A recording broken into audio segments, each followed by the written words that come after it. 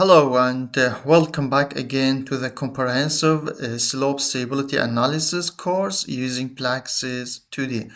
This is tutorial number 24, a seepage analysis of an earth dam using PLAXIS 2D.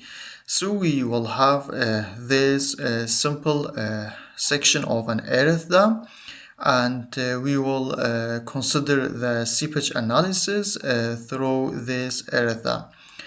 So the section of this dam is, as you can see in this figure, the height of the dam is 12 meters and it is 52 meters in length, and we assume there is a 10 meter of water in the dam. It means the height of the water level is 10 meter from the bottom of the dam, and the slope of the slope of the upstream and downstream of the dam is 2 horizontal, 1 vertical, and in the downstream we have a filter or drainage to easily drain the seepage water.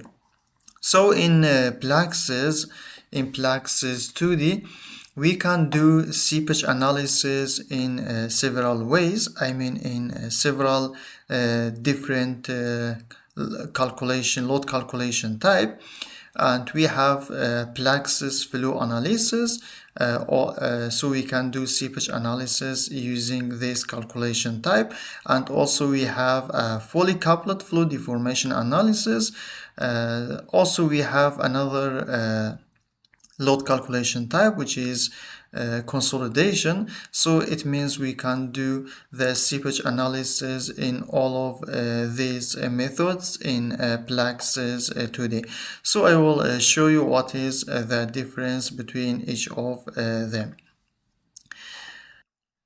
So actually this is normal because there are two different load calculation type. In flow only, PLAXIS only consider the pore water pressure and seepage, while in fully coupled flow deformation, PLAXIS include the effect of deformation, etc.